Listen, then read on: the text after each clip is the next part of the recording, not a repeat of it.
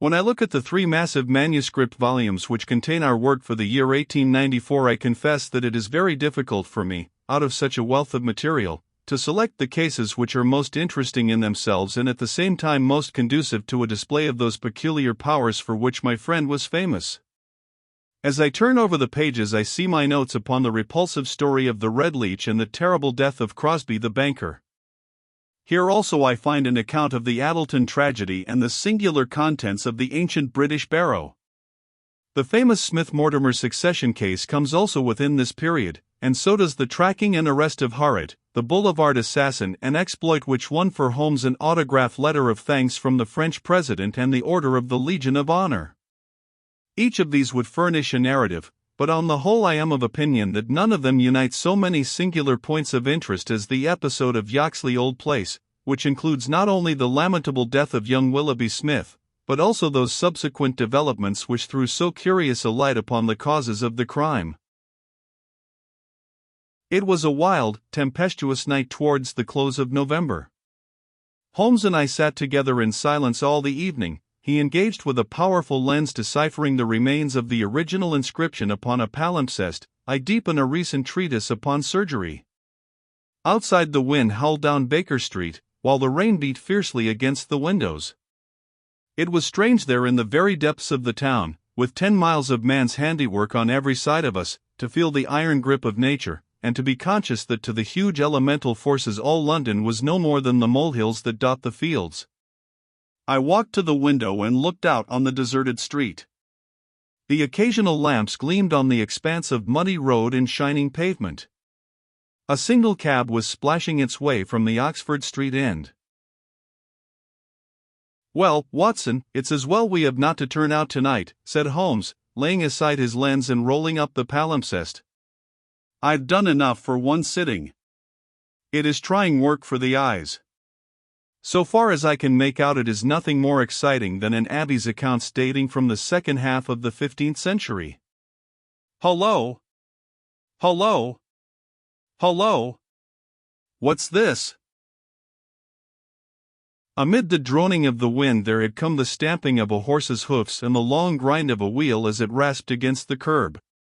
The cab which I had seen had pulled up at our door. "What can he want?" I ejaculated, as a man stepped out of it. "Want? He wants us. And we, my poor Watson, want overcoats and cravats and galoshes, and every aid that man ever invented to fight the weather. Wait a bit, though. There's the cab off again. There's hope yet. He'd have kept it if he had wanted us to come. Run down, my dear fellow, and open the door, for all virtuous folk have been long in bed." When the light of the hall lamp fell upon our midnight visitor, I had no difficulty in recognizing him. It was young Stanley Hopkins, a promising detective, in whose career Holmes had several times shown a very practical interest. "Is he in?" he asked, eagerly. "Come up, my dear sir," said Holmes's voice from above. "I hope you have no designs upon us on such a night as this." The detective mounted the stairs, and our lamp gleamed upon his shining waterproof. I helped him out of it while Holmes knocked a blaze out of the logs in the grate. "Now, my dear Hopkins, draw up and warm your toes," said he. "Here's a cigar, and the doctor has a prescription containing hot water and a lemon, which is good medicine on a night like this. It must be something important which has brought you out in such a gale." "It is indeed, Mr. Holmes. I've had a bustling afternoon, I promise you. Did you see anything of the Yoxley case in the latest editions?" "I've seen nothing later than the 15th century today." "Well, it was only a paragraph, and all wrong at that, so you have not missed anything. I haven't let the grass grow under my feet. It's down in Kent, 7 miles from Chatham and 3 from the railway line. I was wired for at 3:15, reached Yoxley Old Place at 5, conducted my investigation, was back at Charing Cross by the last train, and straight to you by cab." Which means, I suppose, that you are not quite clear about your case? It means that I can make neither head nor tail of it. So far as I can see, it is just as tangled a business as ever I handled, and yet at first it seemed so simple that one couldn't go wrong. There's no motive, Mr. Holmes. That's what bothers me. I can't put my hand on a motive. Here's a man dead, there's no denying that, but, so far as I can see, no reason on earth why anyone should wish him harm.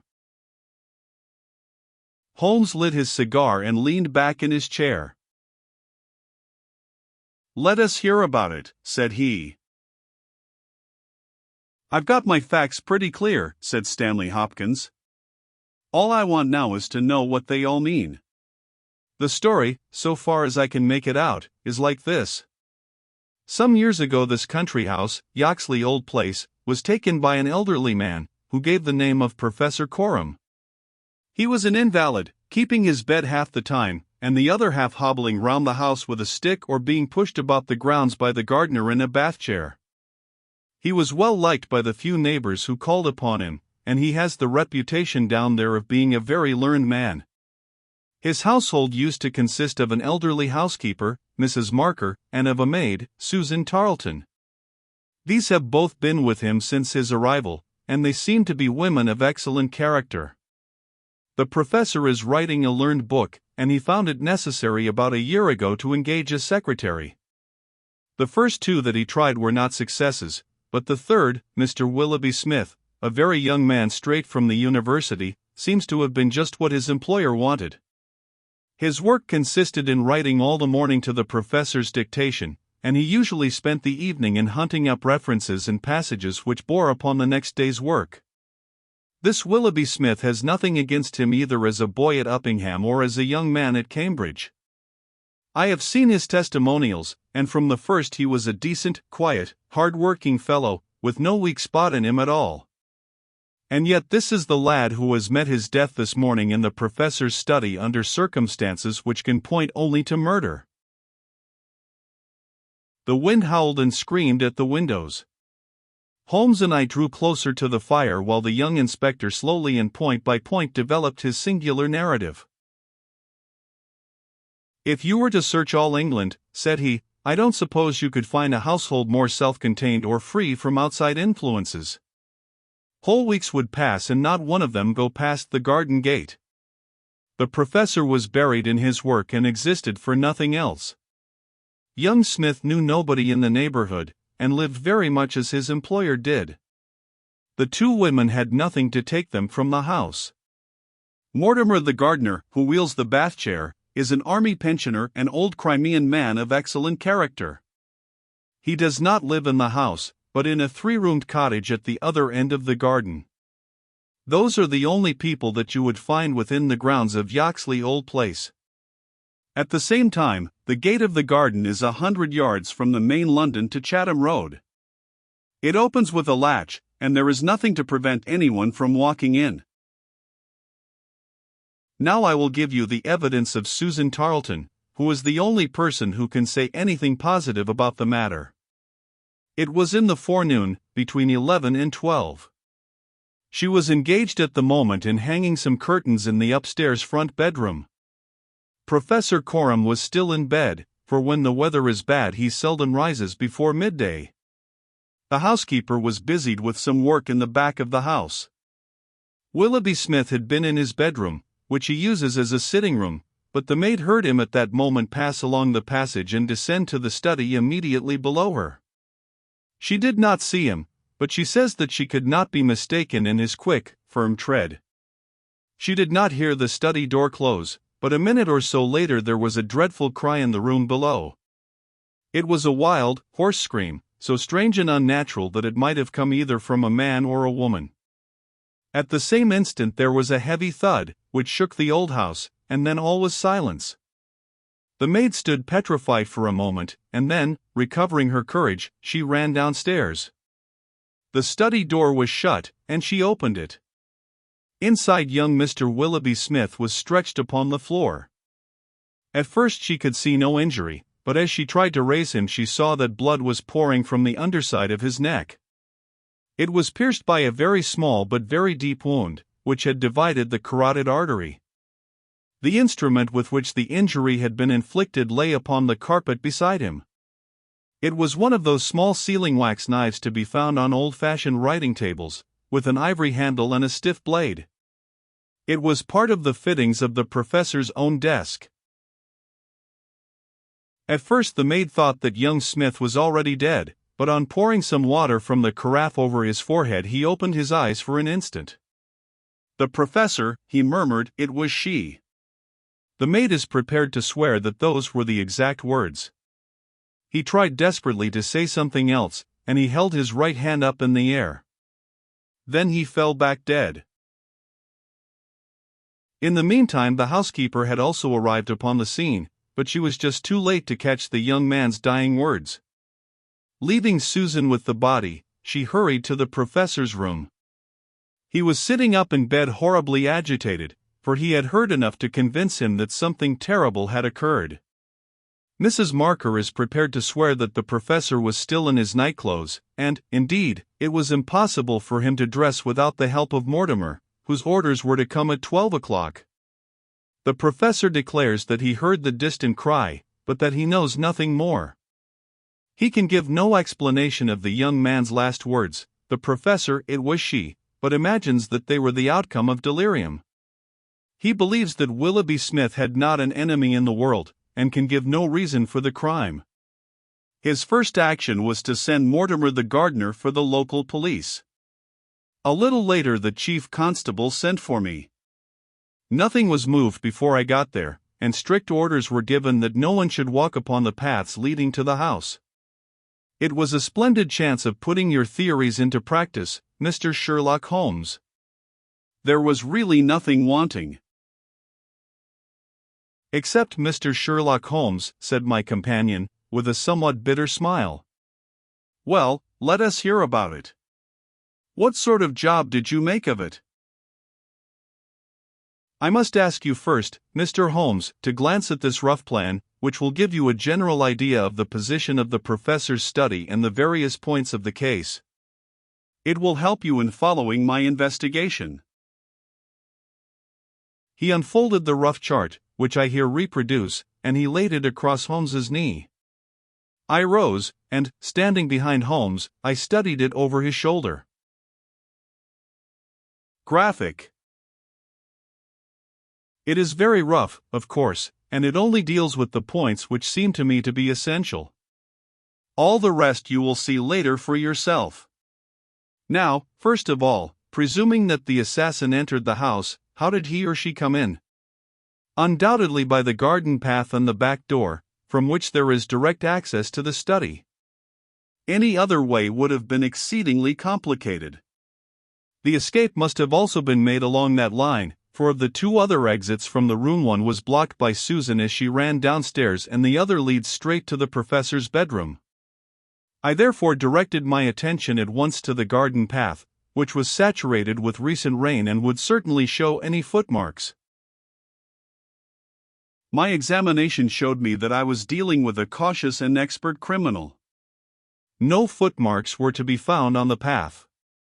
There could be no question, however, that someone had passed along the grass border which lines the path, and that he had done so in order to avoid leaving a track. I could not find anything in the nature of a distinct impression, but the grass was trodden down and someone had undoubtedly passed. It could only have been the murderer, since neither the gardener nor anyone else had been there that morning and the rain had only begun during the night. "One moment," said Holmes. "Where does this path lead to?" "To the road."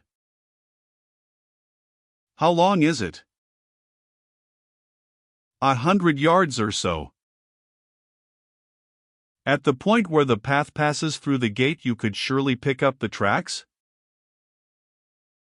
"Unfortunately, the path was tiled at that point." "Well, on the road itself?" "No, it was all trodden into mire." "Tut tut. Well, then, these tracks upon the grass, were they coming or going?" It was impossible to say. There was never any outline. A large foot or a small? You could not distinguish. Holmes gave an ejaculation of impatience. It has been pouring rain and blowing a hurricane ever since, said he. It will be harder to read now than that palimpsest. Well, it can't be helped. What did you do, Hopkins, after you had made certain that you had made certain of nothing? I think I made certain of a good deal, Mr. Holmes. I knew that someone had entered the house cautiously from without. I next examined the corridor. It is lined with coconut matting and had taken no impression of any kind. This brought me into the study itself. It is a scantily furnished room. The main article is a large writing table with a fixed bureau. This bureau consists of a double column of drawers with a central small cupboard between them. The drawers were open, the cupboard locked.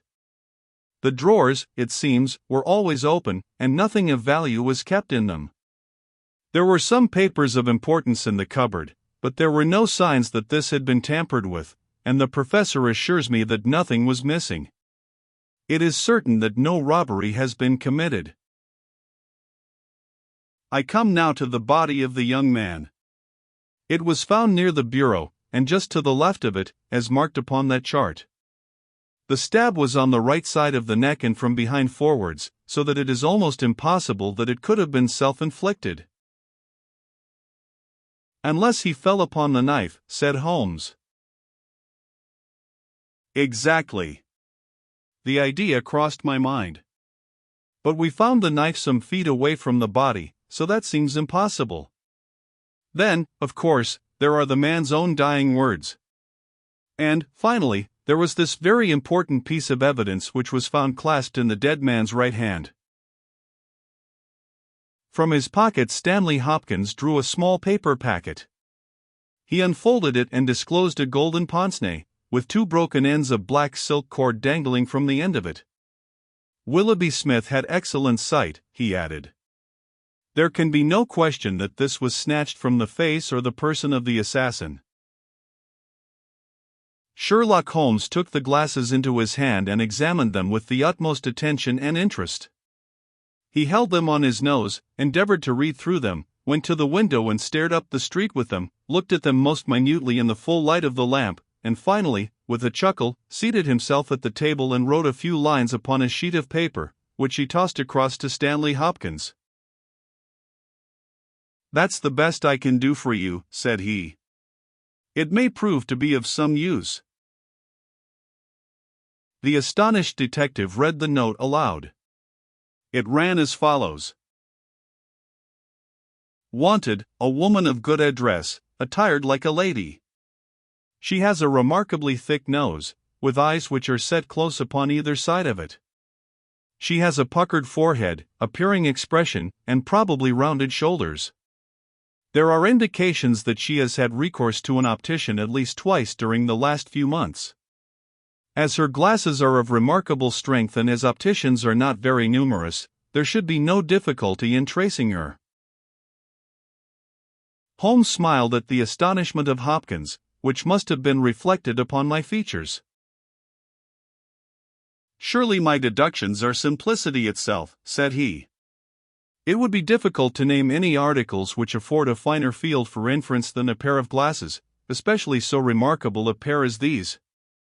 That they belong to a woman I infer from their delicacy, and also, of course, from the last words of the dying man.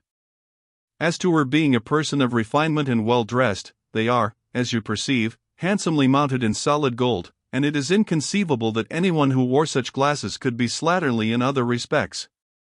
You will find that the clips are too wide for your nose, showing that the lady's nose was very broad at the base. This sort of nose is usually a short and coarse one, but there are a sufficient number of exceptions to prevent me from being dogmatic or from insisting upon this point in my description. My own face is a narrow one, and yet I find that I cannot get my eyes into the center, or near the center, of these glasses. Therefore the lady's eyes are set very near to the sides of the nose. You will perceive, Watson, that the glasses are concave and of unusual strength.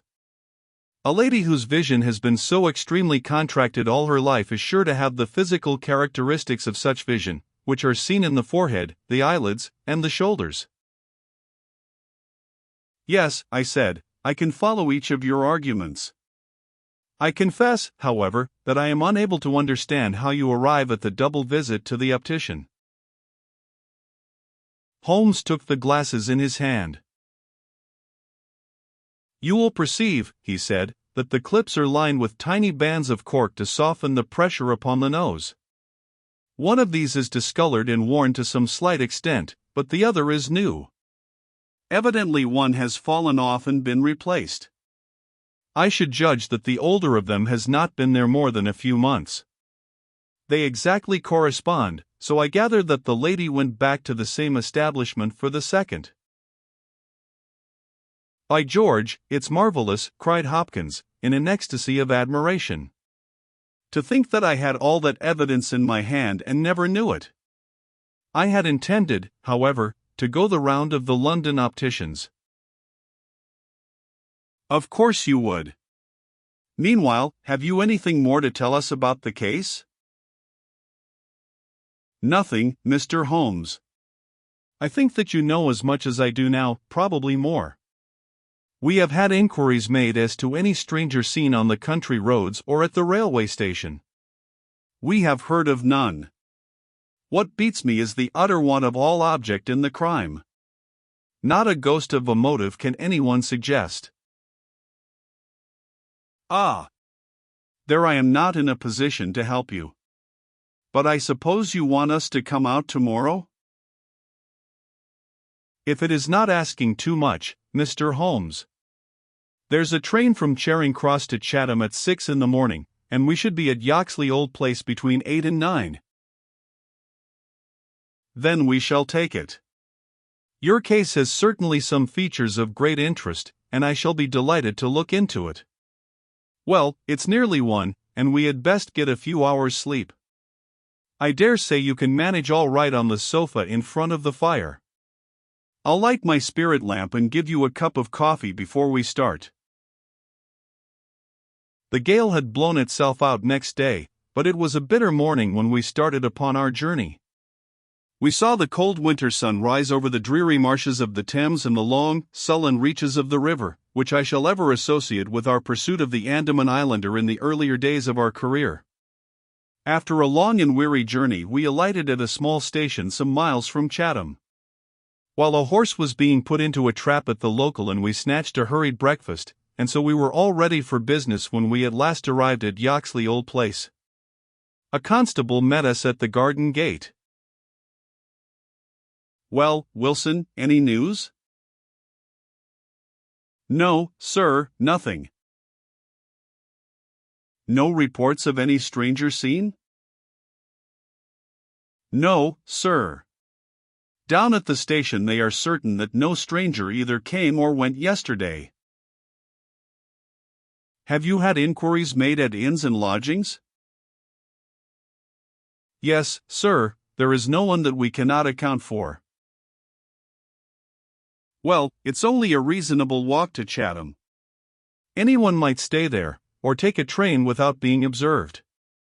This is the garden path of which I spoke, Mr. Holmes. I'll pledge my word there was no mark on it yesterday. On which side were the marks on the grass? This side, sir. This narrow margin of grass between the path and the flower bed. I can't see the traces now, but they were clear to me then. Yes, someone has passed along, said Holmes, stooping over the grass border. Our lady must have picked her steps carefully, must she not, since on the one side she would leave a track on the path, and on the other an even clearer one on the soft bed? Yes, sir, she must have been a cool hand. I saw an intent look pass over Holmes's face. You say that she must have come back this way? Yes, sir, there is no other. On this strip of grass? Certainly, Mr. Holmes. It was a very remarkable performance, very remarkable. Well, I think we have exhausted the path. Let us go farther. This garden door is usually kept open, I suppose? Then this visitor had nothing to do but to walk in. The idea of murder was not in her mind, or she would have provided herself with some sort of weapon, instead of having to pick this knife off the writing table. She advanced along this corridor, leaving no traces upon the coconut matting. Then she found herself in this study. How long was she there? We have no means of judging. Not more than a few minutes, sir. I forgot to tell you that Mrs. Marker, the housekeeper, had been in there tidying not very long before, about a quarter of an hour, she says. Well, that gives us a limit. Our lady enters this room and what does she do? She goes over to the writing table. What for?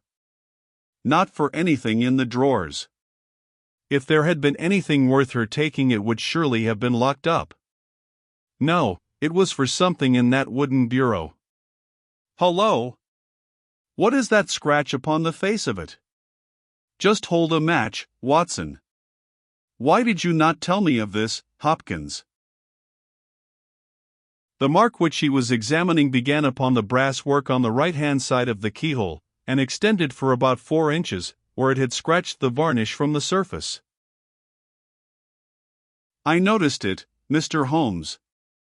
But you'll always find scratches round a keyhole. This is recent, quite recent. See how the brass shines where it is cut. An old scratch would be the same color as the surface. Look at it through my lens. There's the varnish, too, like earth on each side of a furrow. Is Mrs. Marker there? A sad-faced, elderly woman came into the room. Did you dust this bureau yesterday morning? Yes, sir. Did you notice this scratch? No, sir, I did not. I am sure you did not, for a duster would have swept away these shreds of varnish. Who has the key of this bureau? The professor keeps it on his watch chain. Is it a simple key? No, sir, it is a Chubb's key. Very good. Mrs. Marker, you can go. Now we are making a little progress. Our lady enters the room, advances to the bureau, and either opens it or tries to do so. While she is thus engaged, young Willoughby Smith enters the room. In her hurry to withdraw the key, she makes this scratch upon the door. He seizes her, and she, snatching up the nearest object, which happens to be this knife, strikes at him in order to make him let go his hold. The blow is a fatal one. He falls and she escapes, either with or without the object for which she has come. Is Susan the maid there? Could anyone have got away through that door after the time that you heard the cry, Susan? No, sir, it is impossible. Before I got down the stair, I'd have seen anyone in the passage. Besides, the door never opened, for I would have heard it. That settles this exit. Then no doubt the lady went out the way she came. I understand that this other passage leads only to the professor's room. There is no exit that way? No, sir. We shall go down it and make the acquaintance of the professor. Hullo, Hopkins. This is very important indeed. The professor's corridor is also lined with coconut matting. Well, sir, what of that? Don't you see any bearing upon the case? Well, I don't insist upon it. No doubt I am wrong. And yet it seems to me to be suggestive. Come with me and introduce me. We passed down the passage, which was of the same length as that which led to the garden. At the end was a short flight of steps ending in a door. Our guide knocked, and then ushered us into the professor's bedroom. It was a very large chamber, lined with innumerable volumes, which had overflowed from the shelves and lay in piles in the corners, or were stacked all round at the base of the cases. The bed was in the center of the room, and in it, propped up with pillows, was the owner of the house. I have seldom seen a more remarkable-looking person.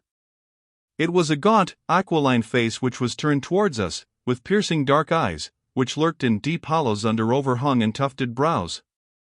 His hair and beard were white, save that the latter was curiously stained with yellow around his mouth.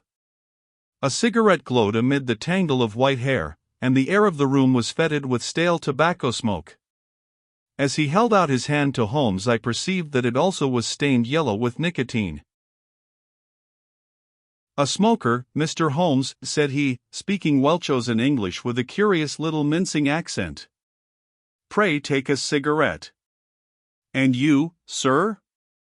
"I can recommend them, for I have them especially prepared by Ionides of Alexandria. He sends me 1,000 at a time, and I grieve to say that I have to arrange for a fresh supply every fortnight. Bad, sir, very bad, but an old man has few pleasures. Tobacco and my work, that is all that is left to me." Holmes had lit a cigarette, and was shooting little darting glances all over the room. "Tobacco and my work, but now only tobacco," the old man exclaimed. "Alas! What a fatal interruption! Who could have foreseen such a terrible catastrophe? So estimable a young man! I assure you that after a few months' training he was an admirable assistant. What do you think of the matter, Mr. Holmes?" "I have not yet made up my mind. I shall indeed be indebted to you if you can throw a light where all is so dark to us. To a poor bookworm and invalid like myself such a blow is paralyzing. I seem to have lost the faculty of thought." "But you are a man of action, you are a man of affairs. It is part of the everyday routine of your life. You can preserve your balance in every emergency. We are fortunate indeed in having you at our side." Holmes was pacing up and down one side of the room whilst the old professor was talking. I observed that he was smoking with extraordinary rapidity. It was evident that he shared our host's liking for the fresh Alexandrian cigarettes. "Yes, sir, it is a crushing blow," said the old man. "That is my magnum opus, the pile of papers on the side table yonder.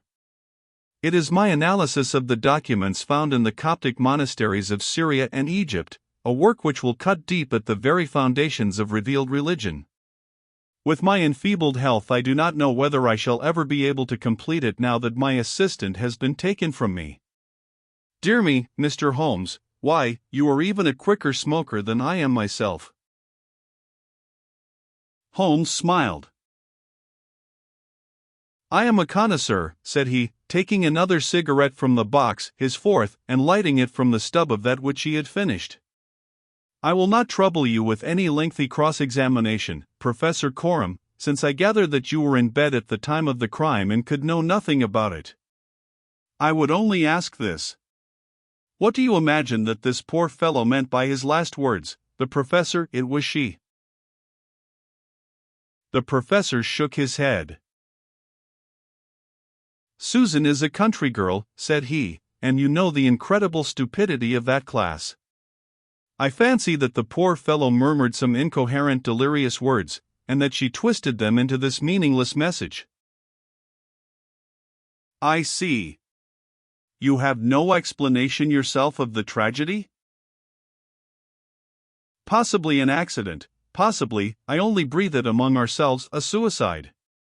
Young men have their hidden troubles, some affair of the heart, perhaps, which we have never known. It is a more probable supposition than murder." "But the eyeglasses?" "Ah! I am only a student, a man of dreams. I cannot explain the practical things of life. But still, we are aware, my friend, that love gauges may take strange shapes. By all means, take another cigarette. It is a pleasure to see anyone appreciate them so. A fan, a glove, glasses, who knows what article may be carried as a token or treasured when a man puts an end to his life. This gentleman speaks of footsteps in the grass, but, after all, it is easy to be mistaken on such a point. As to the knife, it might well be thrown far from the unfortunate man as he fell. It is possible that I speak as a child, but to me it seems that Willoughby Smith has met his fate by his own hand. Holmes seemed struck by the theory thus put forward, and he continued to walk up and down for some time, lost in thought and consuming cigarette after cigarette.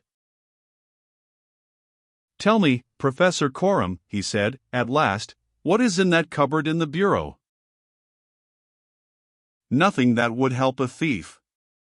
Family papers, letters from my poor wife, diplomas of universities which have done me honor. Here is the key. You can look for yourself." Holmes picked up the key and looked at it for an instant, then he handed it back. "No, I hardly think that it would help me," said he. "I should prefer to go quietly down to your garden and turn the whole matter over in my head. There is something to be said for the theory of suicide which you have put forward. We must apologize for having intruded upon you, Professor Coram, and I promise that we won't disturb you until after lunch. At 2 o'clock we will come again and report to you anything which may have happened in the interval." Holmes was curiously distrait, and we walked up and down the garden path for some time in silence. "Have you a clue?" I asked, at last. "It depends upon those cigarettes that I smoked," said he. "It is possible that I am utterly mistaken. The cigarettes will show me."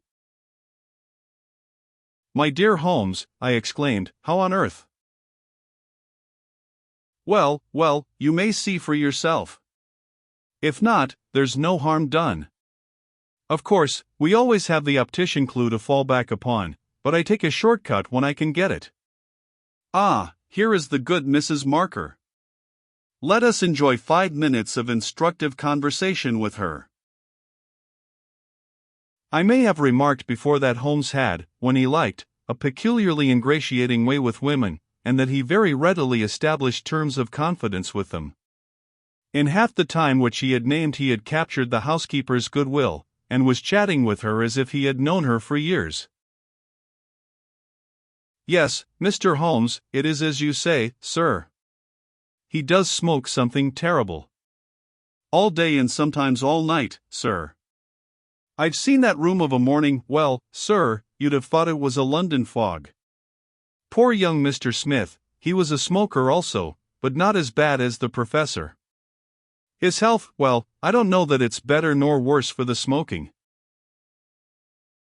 "Ah," said Holmes, "but it kills the appetite." "Well, I don't know about that, sir." "I suppose the professor eats hardly anything?" "Well, he is variable. I'll say that for him. I'll wager he took no breakfast this morning, and won't face his lunch after all the cigarettes I saw him consume." "Well, you're out there, sir, as it happens, for he ate a remarkable big breakfast this morning. I don't know when I've known him make a better one, and he's ordered a good dish of cutlets for his lunch. I'm surprised myself, for since I came into that room yesterday and saw young Mr. Smith lying there on the floor I couldn't bear to look at food.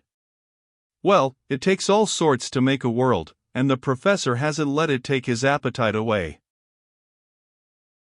We loitered the morning away in the garden.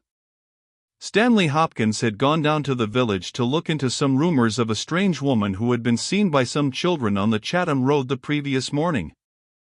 As to my friend, all his usual energy seemed to have deserted him. I had never known him handle a case in such a half-hearted fashion. Even the news brought back by Hopkins that he had found the children and that they had undoubtedly seen a woman exactly corresponding with Holmes's description, and wearing either spectacles or eyeglasses, failed to rouse any sign of keen interest. He was more attentive when Susan, who waited upon us at lunch, volunteered the information that she believed Mr. Smith had been out for a walk yesterday morning, and that he had only returned half an hour before the tragedy occurred. I could not myself see the bearing of this incident, but I clearly perceived that Holmes was weaving it into the general scheme which he had formed in his brain. Suddenly he sprang from his chair and glanced at his watch. 2 o'clock, gentlemen, said he. We must go up and have it out with our friend the professor. The old man had just finished his lunch, and certainly his empty dish bore evidence to the good appetite with which his housekeeper had credited him. He was, indeed, a weird figure as he turned his white mane and his glowing eyes towards us. The eternal cigarette smoldered in his mouth. He had been dressed and was seated in an armchair by the fire. Well, Mr. Holmes, have you solved this mystery yet? He shoved the large tin of cigarettes which stood on a table beside him towards my companion. Holmes stretched out his hand at the same moment, and between them they tipped the box over the edge. For a minute or two we were all on our knees retrieving stray cigarettes from impossible places. When we rose again I observed that Holmes's eyes were shining and his cheeks tinged with color. Only at a crisis have I seen those battle signals flying. Yes, said he, I have solved it. Stanley Hopkins and I stared in amazement. Something like a sneer quivered over the gaunt features of the old professor. Indeed. In the garden? No, here. Here. When? This instant. You are surely joking, Mr. Sherlock Holmes. You compel me to tell you that this is too serious a matter to be treated in such a fashion.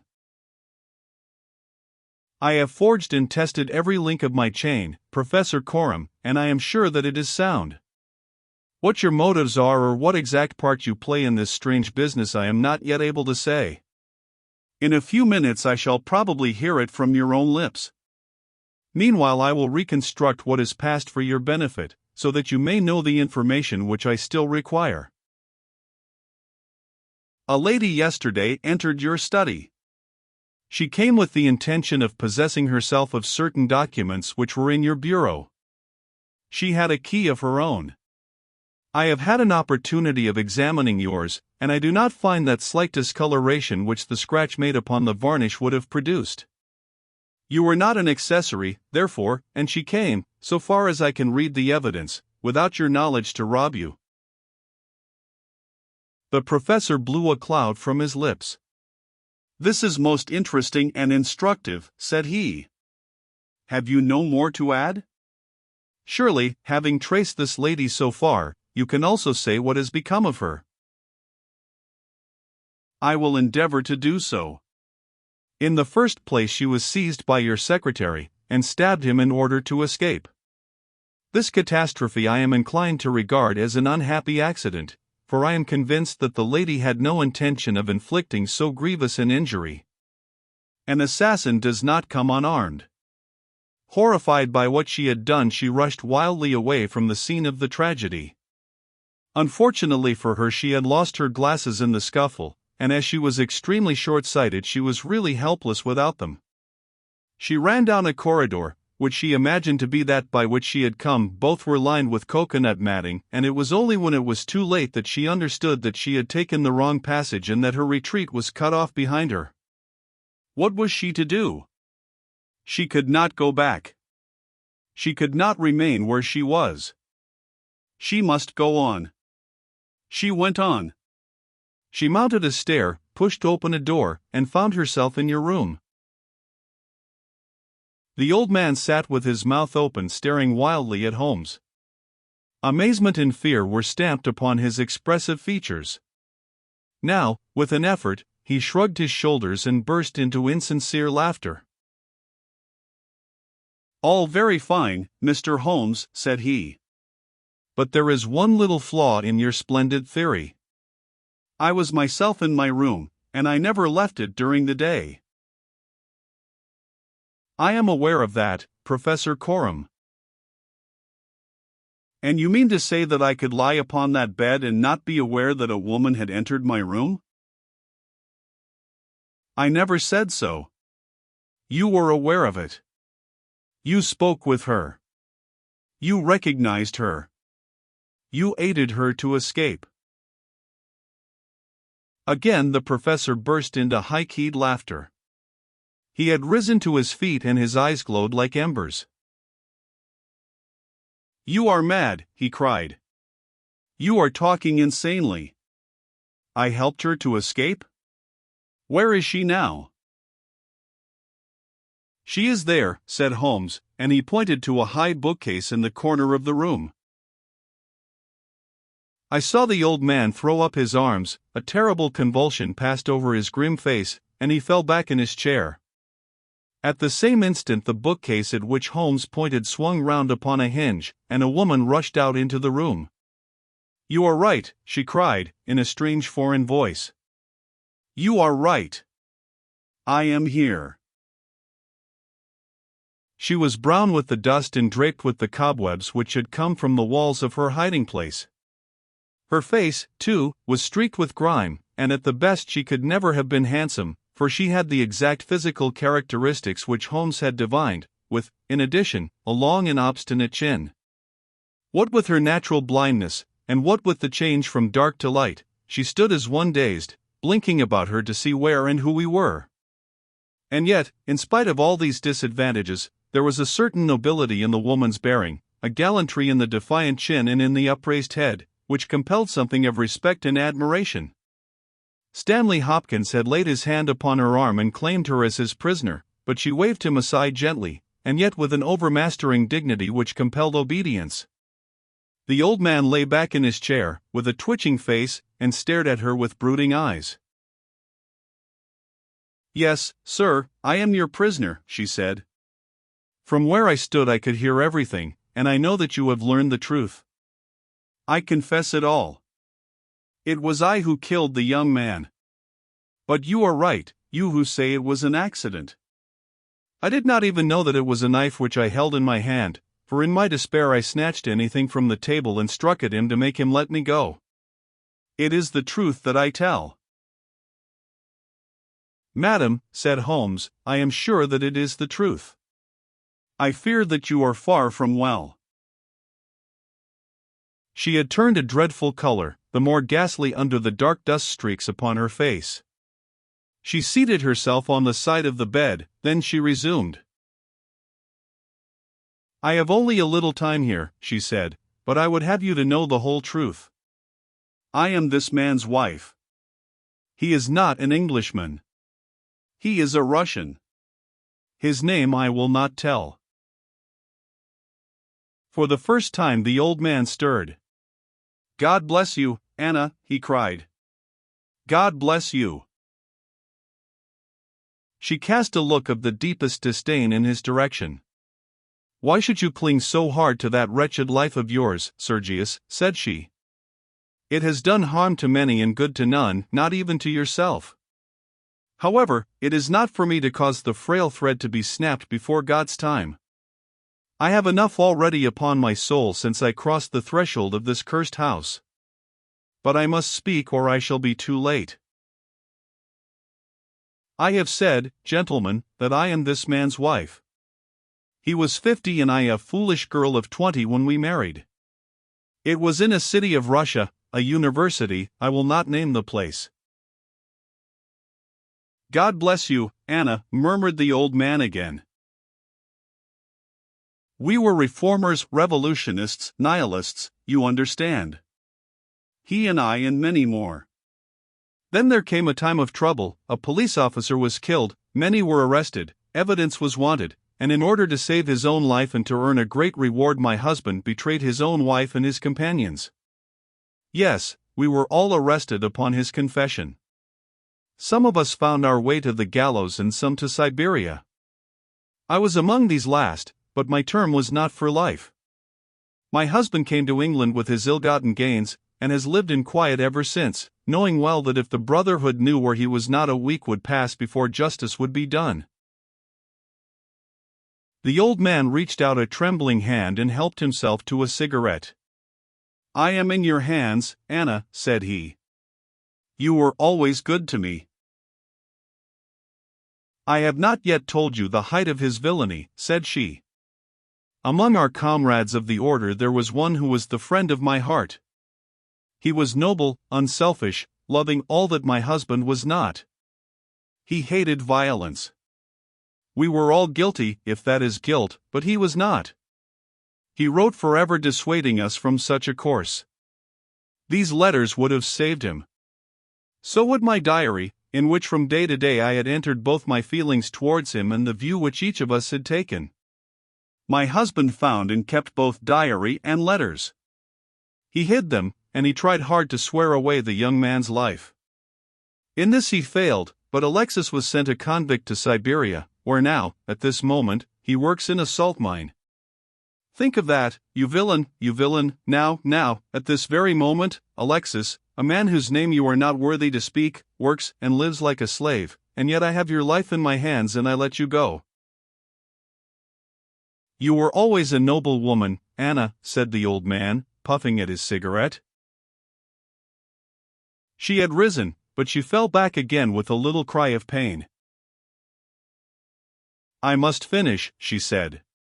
"When my term was over I set myself to get the diary and letters which, if sent to the Russian government, would procure my friend's release. I knew that my husband had come to England. After months of searching I discovered where he was. I knew that he still had the diary, for when I was in Siberia I had a letter from him once reproaching me and quoting some passages from its pages. Yet I was sure that with his revengeful nature he would never give it to me of his own free will. I must get it for myself. With this object I engaged an agent from a private detective firm, who entered my husband's house as secretary. It was your second secretary, Sergius, the one who left you so hurriedly. He found that papers were kept in the cupboard, and he got an impression of the key. He would not go farther. He furnished me with a plan of the house, and he told me that in the forenoon the study was always empty, as the secretary was employed up here. So at last I took my courage in both hands and I came down to get the papers for myself. I succeeded, but at what a cost! I had just taken the papers and was locking the cupboard when the young man seized me. I had seen him already that morning. He had met me in the road and I had asked him to tell me where Professor Coram lived, not knowing that he was in his employ. Exactly, said Holmes. The secretary came back and told his employer of the woman he had met. Then in his last breath he tried to send a message that it was the she whom he had just discussed with him. "You must let me speak," said the woman, in an imperative voice, and her face contracted as if in pain. When he had fallen I rushed from the room, chose the wrong door, and found myself in my husband's room. He spoke of giving me up. I showed him that if he did so his life was in my hands. If he gave me to the law I could give him to the brotherhood. It was not that I wished to live for my own sake, but it was that I desired to accomplish my purpose. He knew that I would do what I said, that his own fate was involved in mine. For that reason and for no other he shielded me. He thrust me into that dark hiding place, a relic of old days, known only to himself. He took his meals in his own room, and so was able to give me part of his food. It was agreed that when the police left the house I should slip away by night and come back no more. But in some way you have read our plans. She tore from the bosom of her dress a small packet. "These are my last words," said she. "Here is the packet which will save Alexis. I confide it to your honor and to your love of justice. Take it. You will deliver it at the Russian embassy. Now I have done my duty, Anne." "Stop her," cried Holmes. He had bounded across the room and had wrenched a small file from her hand. "Too late," she said, sinking back on the bed. "Too late. I took the poison before I left my hiding place. My head swims. I am going. I charge you, sir, to remember the packet. A simple case, and yet in some ways an instructive one, Holmes remarked, as we traveled back to town. It hinged from the outset upon the pince-nez. But for the fortunate chance of the dying man having seized these, I am not sure that we could ever have reached our solution. It was clear to me from the strength of the glasses that the wearer must have been very blind and helpless when deprived of them. When you asked me to believe that she walked along a narrow strip of grass without once making a false step, I remarked, as you may remember, that it was a noteworthy performance. In my mind I set it down as an impossible performance, save in the unlikely case that she had a second pair of glasses. I was forced, therefore, to seriously consider the hypothesis that she had remained within the house. On perceiving the similarity of the two corridors, it became clear that she might very easily have made such a mistake, and in that case it was evident that she must have entered the professor's room. I was keenly on the alert, therefore, for whatever would bear out this supposition, and I examined the room narrowly for anything in the shape of a hiding place. The carpet seemed continuous and firmly nailed, so I dismissed the idea of a trapdoor. There might well be a recess behind the books. As you are aware, such devices are common in old libraries. I observed that books were piled on the floor at all other points, but that one bookcase was left clear. This, then, might be the door. I could see no marks to guide me, but the carpet was of a dun color, which lends itself very well to examination. I therefore smoked a great number of those excellent cigarettes, and I dropped the ash all over the space in front of the suspected bookcase. It was a simple trick, but exceedingly effective. I then went downstairs and I ascertained, in your presence, Watson, without your perceiving the drift of my remarks, that Professor Coram's consumption of food had increased, as one would expect when he is supplying a second person.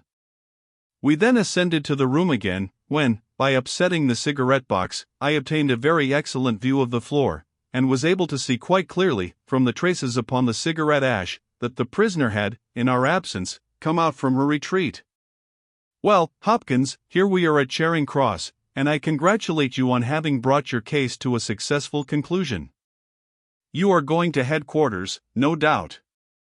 I think, Watson, you and I will drive together to the Russian embassy.